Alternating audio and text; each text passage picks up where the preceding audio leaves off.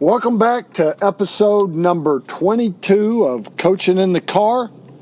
Always brought to you by coachingprocesswins.com. I'm back in the car today and excited about that. I'd rather be coaching in the car than coaching in the desk any day, especially driving around the Bay of Monterey Bay, California. It's another beautiful day. It's just like yesterday. Yesterday was beautiful too. I tell you what, I like any place where I got a little sun on my neck, no humidity, never any humidity, and no mosquitoes. Now, I'm a boy from the South. I was born in Tennessee, lived there more than any place I've ever lived. But I'll never miss humidity. I'll never miss mosquitoes. And, I'm spoiled out here. So come out and see us sometime in Monterey. I want to preview something before we get into today's topic. And the reason I'm in my car and the reason I just like to be here, it's like I'm in my little own cocoon, when you're in your car, is I can just speak straight from the heart.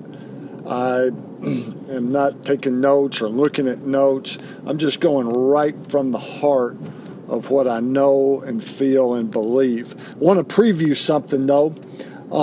Tomorrow's episode, it'd be episode 23. I'm going to take a guest. I'm going to start doing that more often because, heck, there's guys that know a whole lot more than I do, and probably a lot more interesting than I am. And I'm going to have a guest on tomorrow night that I am thoroughly excited about. His name is Mike Springston, and arguably, he is the father of the RPO offense. And I think you're going to be surprised at a few of the things he has to say and some of the comments he has to say about the way RPOs are being executed today. He was doing RPOs before they were called RPOs. And a lot of times, let's take the West Coast offense. The West Coast offense was not invented on the West Coast. It was maybe popularized and won a Super Bowl or two on the West Coast, but people were doing the West Coast offense because before it was called the West Coast offense. Make no mistake about that. It's a matter of packaging and being in the right place at the right time, and sometimes who gets credit and sometimes who doesn't get credit. And Mike Springston, who'll be on tomorrow night, very humble man, and he doesn't take credit. I'll give him the credit. The father of the RPOs. You'll be very interested to hear episode 22 from Coaching in the Car.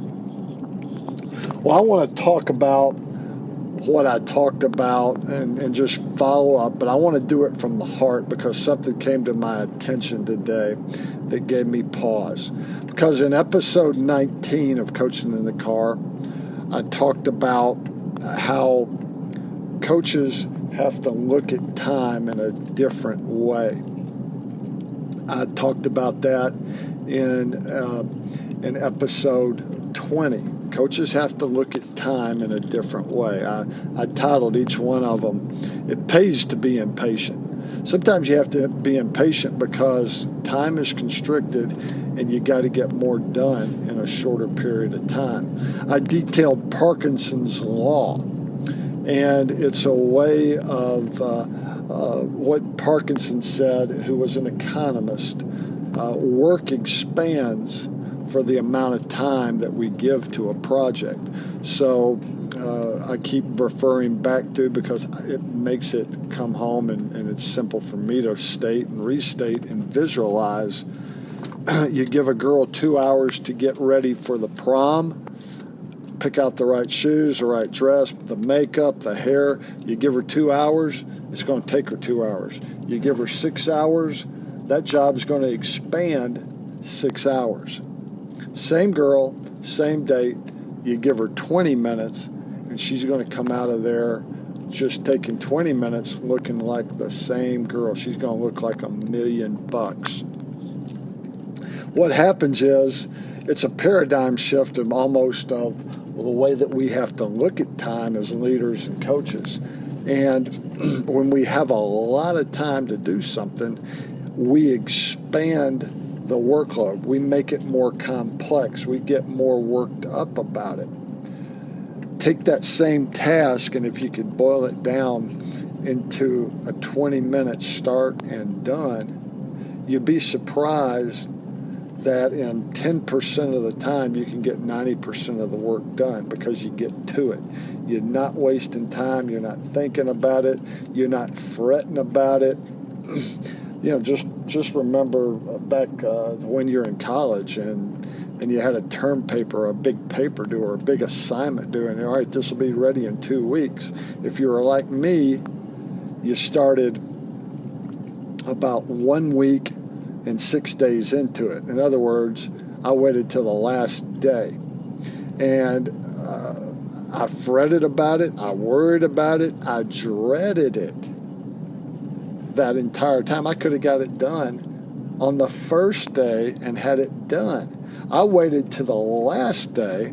I fretted about it, worried about it, procrastinated about it, which added to my anxiety. And guess what? I still got it done in 1 day.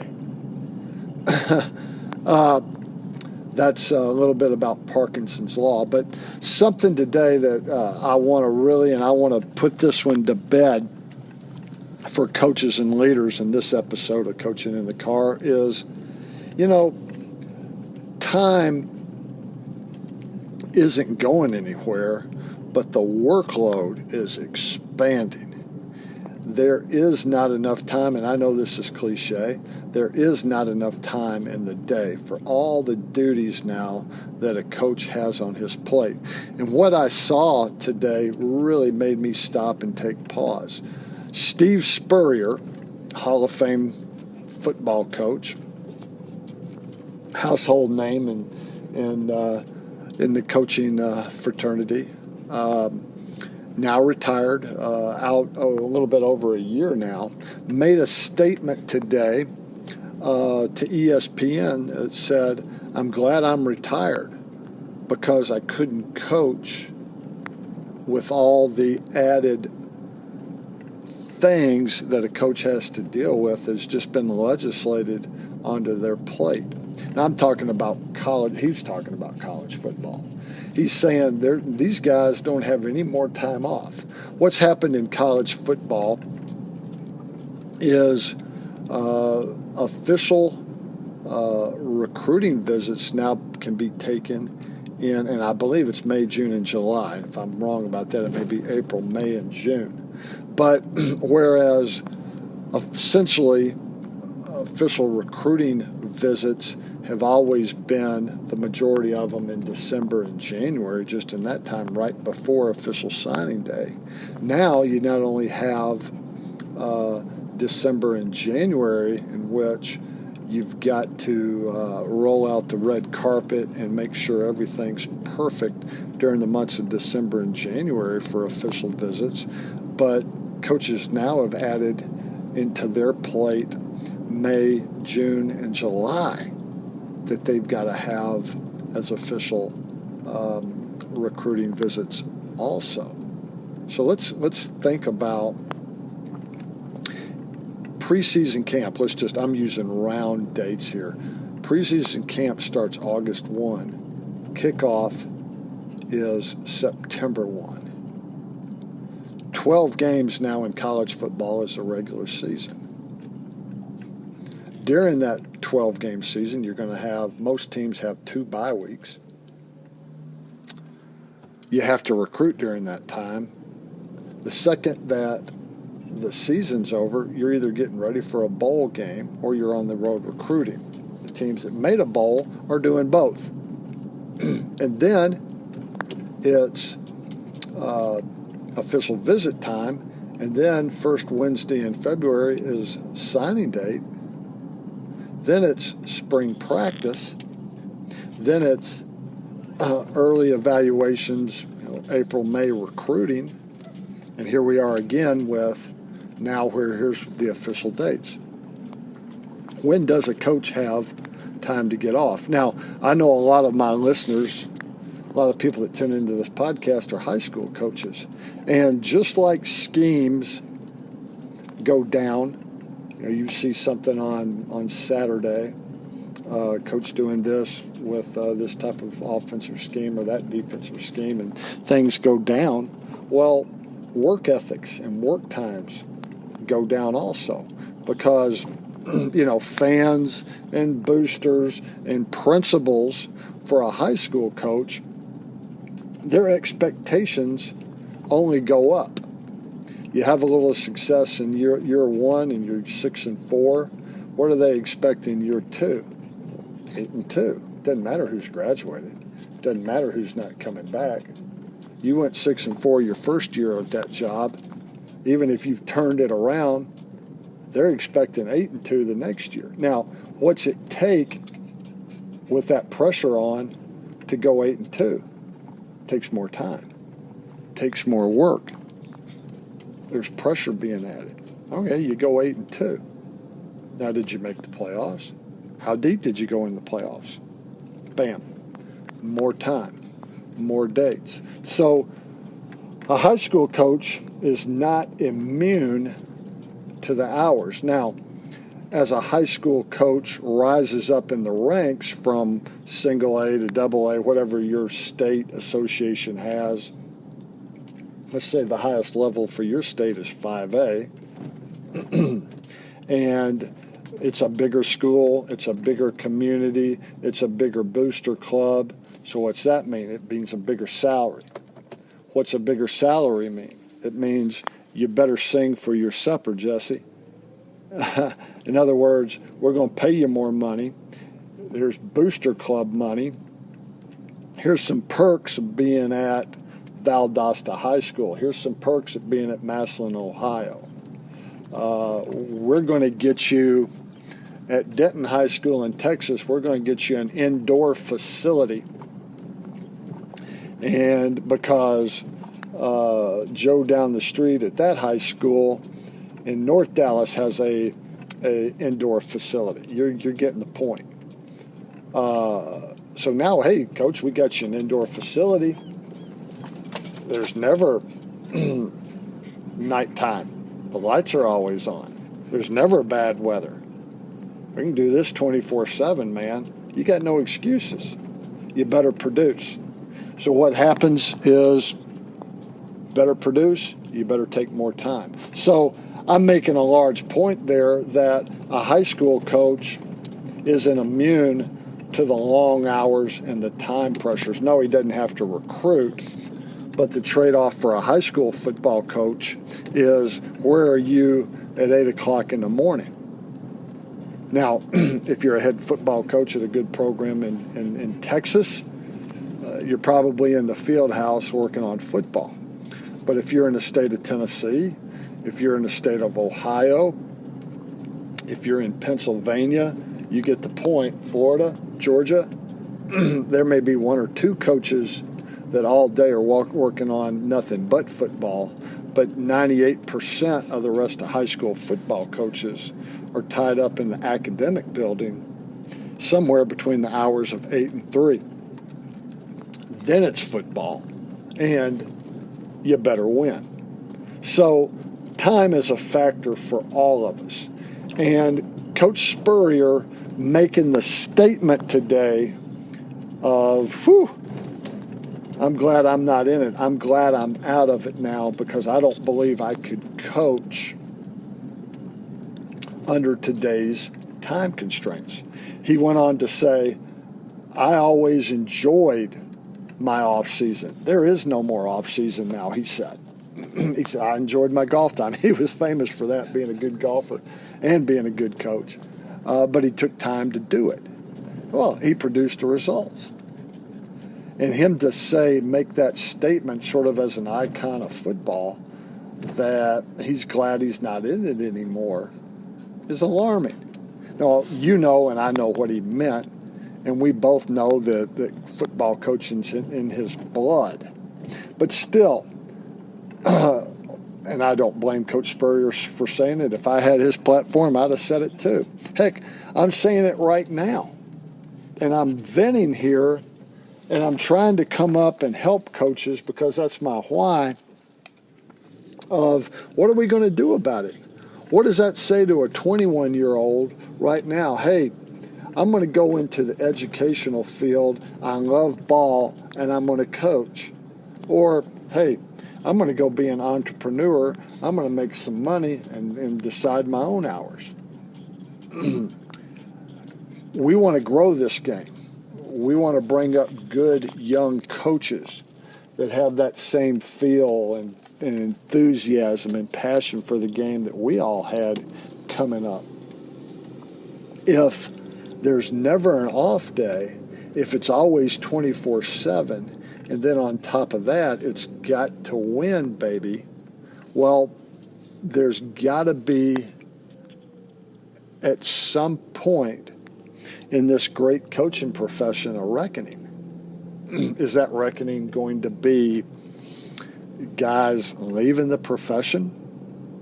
Is it going to be the 40-year-old guy that's paid his dues, worked his way up, now he's married and got two and a half kids, and he's never home, and he just says, to hell with it.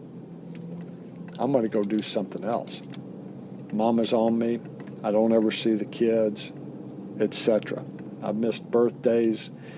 At some point, is there going to be fewer coaches for more positions? At some point, are the only people that are going to fill positions are 24-year-olds, which I hope 24-year-olds get jobs. But they've not had any experience, but they sure are young and they sure are enthusiastic. And are the 45-year-old guy going to drop out? And then what's going to happen to that 24-year-old in about 6 years when he looks up and he hadn't had a day off and he's being fussed at, and as a young 30-year-old by that time, his hair is already turning gray and he's lost that focus. Why do you lose focus? People say you don't burn out, you just lose your focus. Well, if you don't ever have the chance to refocus, if you don't ever have that chance to recharge, well, what's that producing? I've searched for an answer in the last two podcasts as I talk about Parkinson's Law and as I talk about all the things that are added to our plate as coaches and leaders, but time's not changing. All the duties are adding, all the pressure's adding, but the time's not changing. I've tried to search for an answer. I've tried to search for, hey, do this, do that. I don't know if there is a good answer. If I had it, I'd write a book, I'd go on a speaking tour, and I'd make $1 million. I don't think anybody's cracked that nut yet. But I do have this answer, and I do have this thought. At some point, somebody's just going to have to ball up and go, you know what? There's two kinds of coaches, those that have been fired and those that will be fired. I've got a 3-year contract. I got a 4-year contract, whatever contract you got. You know what? When I found this job, I was looking for a job anyway. During this 3-year span as the leader, I'm going to do it my way. Somebody is going to have to look way outside the box and go, you know what? You're going to take your kids to school. We're going to have the first staff meeting at 8 a.m., whatever time guys get their kids dropped off at school. And 6 o'clock, you're going to go home and you're going to eat supper. You're going to help your kids with the homework. And damn it, we're going to get the job done from 8 a.m. to 6 p.m. And if we got to do any more than that, we're just wasting our time. We're going to work on high priority things. And if there's more left to do, it's going to have to wait till tomorrow, or we're going to have to reprioritize and do something different. But that's the way we're going to work. Then it's going to take that guy to win. That's what's going to have to happen. Now, I think there's been some guys in history. I don't know Coach Spurrier, and I don't know all the ins and outs of his schedule and what he did with his staff, but I've heard, and they won at a very high level at Florida, and then he carried it on at South Carolina to a pretty good extent. But his guys had some freedom. I've heard Ken Hatfield, when he was at the University of Arkansas, then Ken Hatfield went to Rice University. Ken Hatfield's out of football now, is retired. I'm 99% sure of that. But anyway, I've heard coaches say that if Ken Hatfield found you in the office after 6 p.m., he chased you out. I told you to go home, be with your family.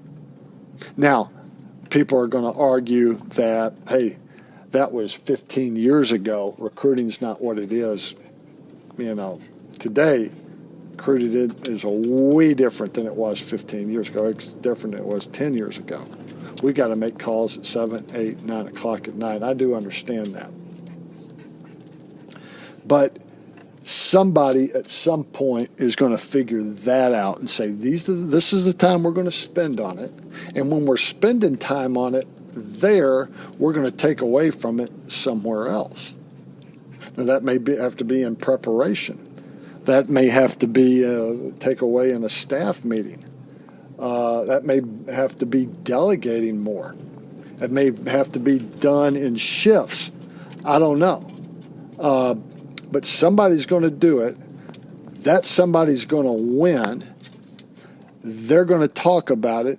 And I hope to God it's going to be duplicated. Because that's going to have to be some of the outside the box thinking that's going to make this game and the people that make it great and run it balanced. Just come to mind Tony Dungy. Tony Dungy's talked about in his books about balance with his coaches, balance with his team, balance with his family. Tony Dungy's faced tragedy with the death of his son, one of the most touching stories I've ever heard. He's a powerful, powerful man. Tony Dungy won a Super Bowl. And to my understanding, Tony Dungy had made time that his assistants could have time at home, made time where his assistants had balance. Now, I don't know the exact hours, but from what I do understand, and you can read Tony Dungy books out there and study up on Tony Dungy and how he did it, he was one of those successful guys that did it his way. Yeah, he was fired from Tampa Bay. And then John Gruden came in, and John Gruden, the classic grinder, in the office at 4 a.m., home 2 a.m., back in the office at 4 a.m., and is famous for talking about all that. It's John Gruden.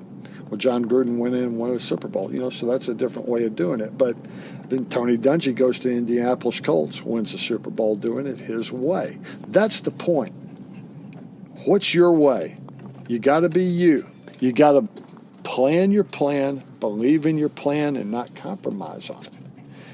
There'll be a guy that's going to think outside the box, and that's what I encourage you to do. Find that way to get it done. Don't be the girl that has 2 hours to get ready for the date, and dadgummit takes 2 hours when the job could have been done in 20 minutes. You get the point. Hope this has sparked some thought. I know I'm on my soapbox, but excuse me. My passion for the game, my love for the game is just like yours, man. I want to see it grow. I want to be older, and I want to be grayer and sit up in them stands and watch some of you younger guys carry forth the torch, the legacy of the people that have helped me along the way, and hopefully that I'm helping some folks. So keep staying in tune to Coaching in the Car. And remember, tomorrow's episode will be with Mike Springston, the father of the RPO offense. And you're going to be surprised at some of the things that man's got to say about the way RPOs are being executed today. Well, listen, until next time, I say, adios.